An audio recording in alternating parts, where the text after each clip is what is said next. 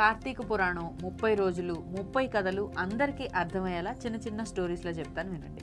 కార్తీక పురాణం స్టోరీలన్నింటిలోనూ కామన్గా ఉండేది ఒకటే, కార్తీక మాసం యొక్క విశిష్టత గురించి తెలియని వాళ్ళు, తెలిసిన ఈ పూజలు వ్రతాలు ఎవరు చేస్తారులే అని నెగ్లెక్ట్ చేసేవాళ్ళు కూడా అనుకోకుండా దీపారాధన చేసి మోక్షాన్ని పొందిన కథలే ఎక్కువగా ఉంటాయి.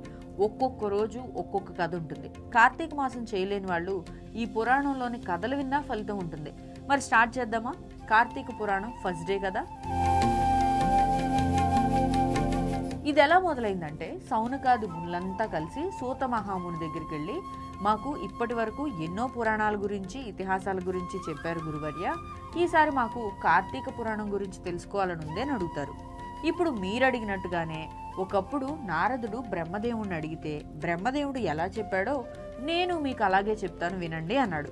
ఇంతకీ బ్రహ్మదేవుడు ఎలా చెప్పాడంటే, పరమేశ్వరుడు పార్వతీదేవికి, విష్ణుమూర్తి లక్ష్మీదేవికి చెప్పినట్టు చెప్పారంట. ఇంతకీ వీళ్ళిద్దరికి ఎలా చెప్పారంటే, ఒకరోజు సాయంత్రం పార్వతీ పరమేశ్వరులిద్దరూ విహరిస్తున్నారు.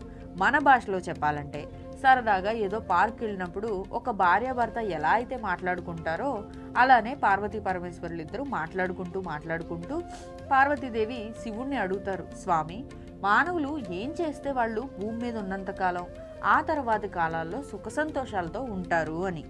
వాళ్ళకి మనలాంటి కోరికలు ఉండవు.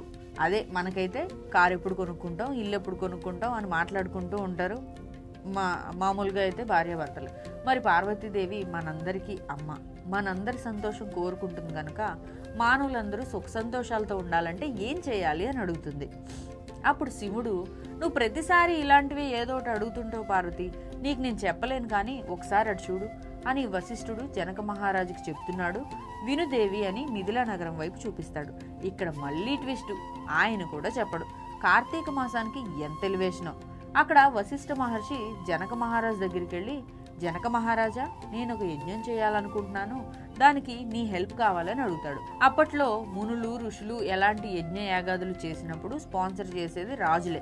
ఇది వాళ్ళ ఇళ్లలో జరిగే పుట్టినరోజో పెళ్లి రోజో కాదు కాబట్టి ఏం చేసినా లోకోద్ధరణ కార్యక్రమాలే తప్ప సొంత ప్రయోజనాల కోసం చేసేవారు కాదు కాబట్టి రాజులు కూడా వెంటనే ఒప్పుకొని, సంతోషం, అలాగే చేద్దాం గురువర్య అని వశిష్ఠుడిని ఆహ్వానించి కాళ్ళు కడిగి నీళ్లు నెత్తి మీద చల్లుకొని, కానీ నాదొక కండిషన్, మీరేది అడిగినా చేస్తాను, ఒక్క సందేహం మిమ్మల్ని అడిగి తెలుసుకోవాలని ఉంది అంటాడు జనక మహారాజు. అడగండి అంటాడు వశిష్ఠుడు.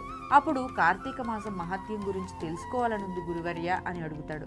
అప్పుడు వశిష్ఠుడు, సూర్యుడు తులారాశి అందున్నప్పుడే నిద్రలేచి నదీ స్నానం చేసి ఈ నెల రోజులు నేను చేసే పూజలకు ఏ ఆటంకం రాకుండా ఉండాలి అని కార్తీక మాసానికి అధిపతి అయిన కార్తీక దామోదరుడికి దండం పెట్టుకొని శివార్చన, విష్ణునామ పారాయణం, తులసి కోట వద్ద గాని రావి చెట్టు దగ్గర గాని దీపారాధన చేసి కార్తీక మాసపు కథలు గుర్తు చేసుకుంటూ దాన ధర్మాలు చేసుకుంటూ ఈ నెల మొత్తం ఆధ్యాత్మిక చింతన ద్వారా మోక్షాన్ని పొందొచ్చు అని వశిష్ఠుడు జనక మహారాజుకి ఈ విధంగా కార్తీక మాసం ఇంట్రడక్షన్ ఇస్తాడు.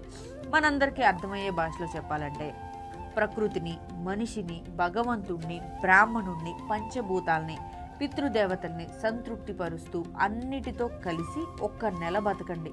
ఆ ఒక్క నెలే కార్తీక మాసం. మిగతా రోజులన్నీ ఎలా ఉన్నా మనిషిగా పుట్టినందుకు ఈ ఒక్క నెల నన్ను తలుచుకో, మోక్షం ప్రసాదిస్తాను అని దీని మొత్తం సారాంశం. ఇది కార్తీక మాసం ప్రథమోధ్యాయం సమాప్తం. ఫస్ట్ డే కదా కంప్లీట్.